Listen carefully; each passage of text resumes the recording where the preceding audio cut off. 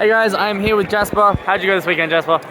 I made top 4, got 4th place for the nationals in Melbourne. Feels a little bit bad. Feels a little bit bad, but you know, we take those. Yep. You did good. What did you play this weekend? So I played the most popular deck by far in this format, Sakazuki. And I brought this list after asking one of my friends who won the Bandai Card Fest in Indonesia. So he taught me basically the ins and outs of the deck. Yeah, nice. Alright, take me through it. So yep, we can see here. Yep. I'm running the standard, usually 3 Borsalino, 4 Lucci, 2 Sabu for the yellow. For the yellow matchups, Katakuri NL, 2 Kuzan, 3 Borsalino blocker, 4 Rebecca, 4 Hina, and 3 Hina that allows you to draw 1 if you have 5 or less cards in hand. This is mostly for the mirror to go first. Tashigi, 2k counter, brand new to mill the deck.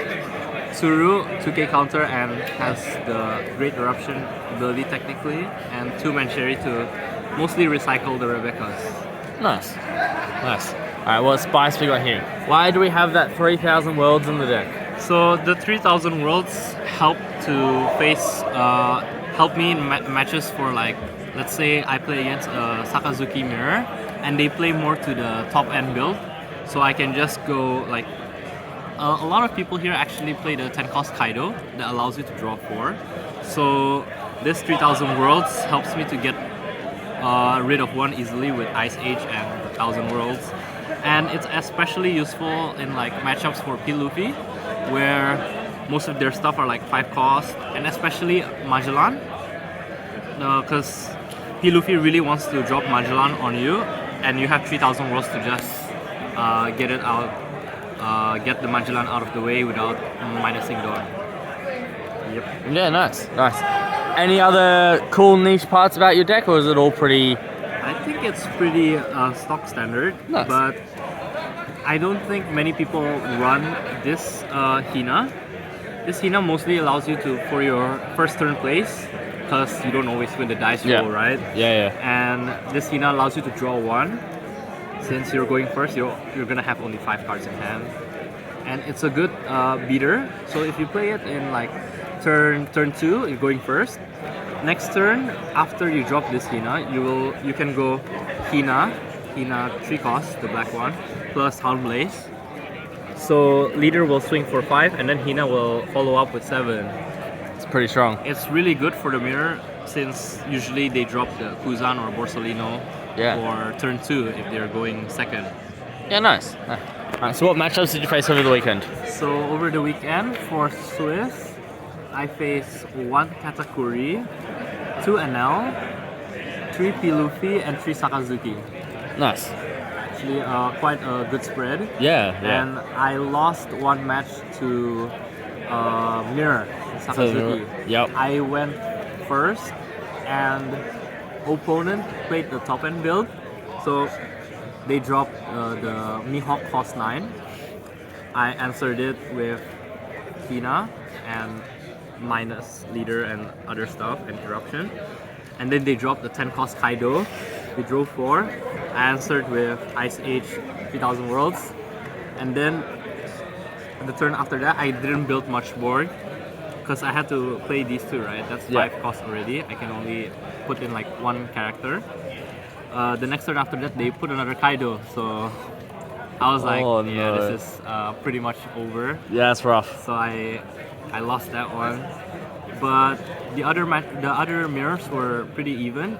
It was just Rebecca, Hina, Lucci, Rebecca, Hina, Lucci, Rebecca, Hina, Lucci. It's actually really tiring. Yep. And against P. Luffy, I found it pretty good. It's a good matchup into P. Luffy, this deck. I really enjoy playing this deck against P. Luffy because if you get the Eruption and Ice Age and Lucci, you basically clear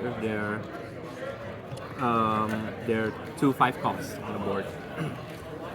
And yeah, I think something to note for the P. Luffy matchup is that if they play the 9-cost Kaido after their poly turn, like that's like turn 3, turn 4.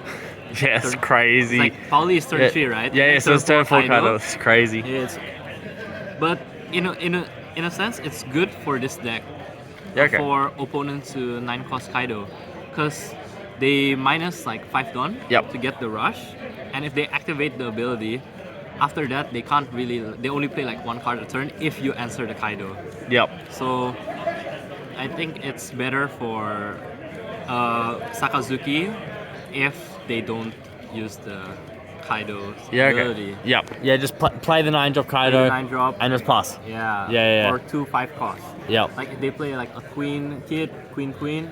Yeah, that's rough. It's harder. Yeah, no, fair. No, that's very fair. All right. What did you play throughout Top Cut? Throughout Top Cut, top 16, I faced Mirror. Yep. I lost game 1, going second. Game 2, I went second and I won.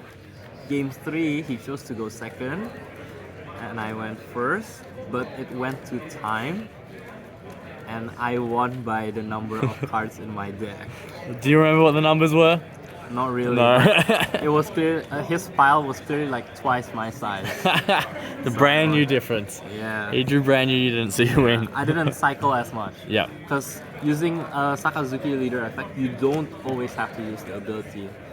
Yeah. It fills up your trash to use for Lucci, Mancheri. Yeah. But then sometimes you just want to hold on to the pieces, and like you don't want to use the ability all the time, even just to fill in the trash for Lucci. Yeah, you definitely played it well in that your game 1 stream.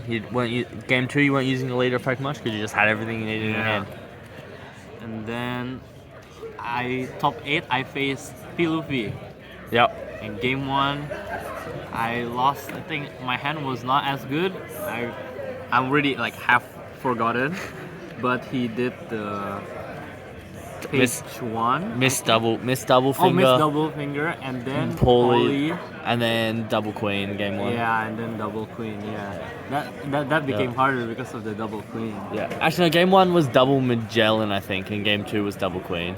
Really? Yeah. I think. Go back and watch the stream. If you guys are watching this, go back and watch the stream. You'll figure out what happened. I forgot already. But it was 2 5-costs. Yeah. Yeah, and that was hard. I had to come back for game 2 and game 3.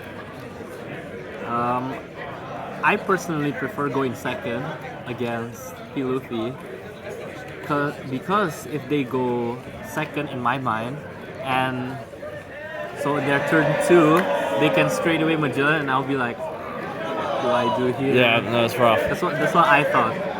But other people seem to think otherwise.